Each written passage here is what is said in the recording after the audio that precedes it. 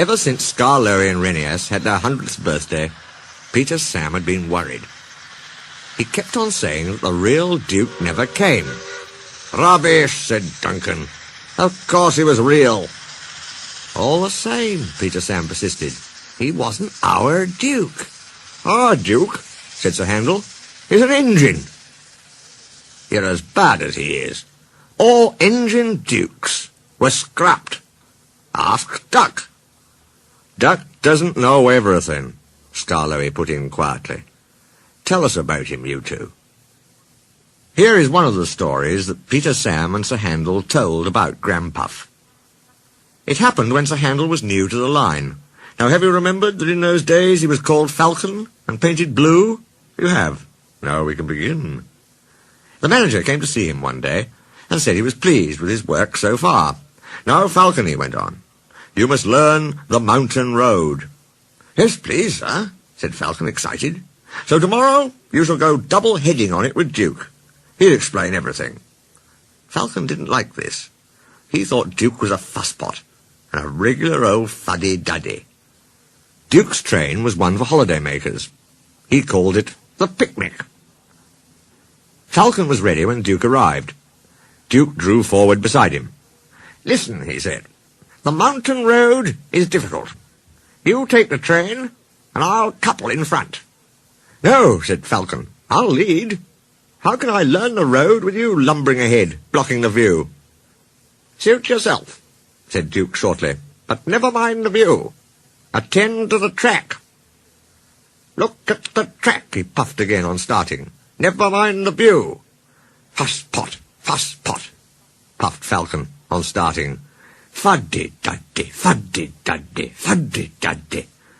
They rattled through the first tunnel, looped round, recrossed the river, and entered the second, climbing all the time. Their speed grew slower and slower. Don't dawdle, urged Falcon. No hurry, puffed Duke stolidly. The tunnel was curved and pitch dark. Falcon felt stifled. He wanted to get out. Presently the light grew. 2 ribbons of track appeared ahead in the gloom. Watch the track, warned Duke. Fuss-pot, scoffed Falcon. The tunnel mouth grew larger and larger, till at last they burst into the sunshine. The line here swung sharply right. It was laid on a ledge cut in the hillside. Below lay the valley up which they had come.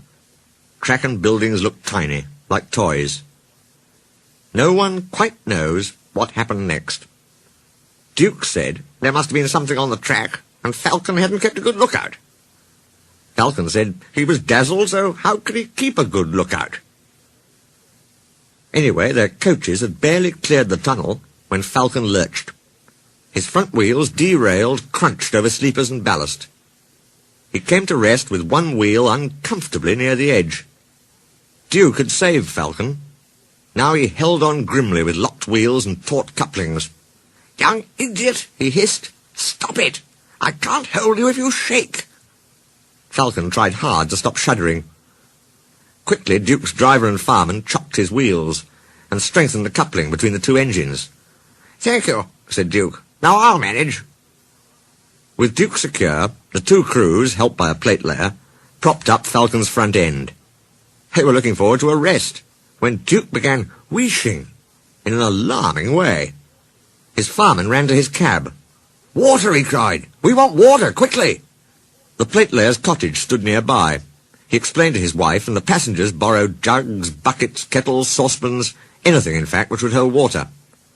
They formed a chain from the well to the engine and passed them from hand to hand.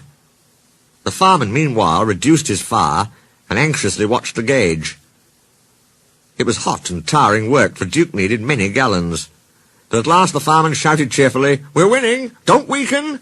And they all set to work again with a will. They cheered again when the breakdown gang arrived. They showed other passengers how to help them lever Falcon back to the rails.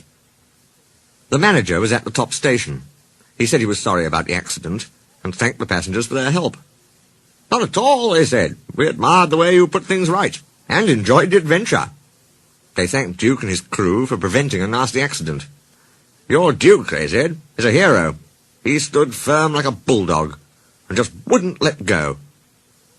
Falcon said thank you too. I don't know why you bothered after I'd been so rude. Oh, well, replied Duke. You'd just had a new coat of paint. It would have been a pity if you'd rolled down the mountain and spoilt it. That would never have suited his grace.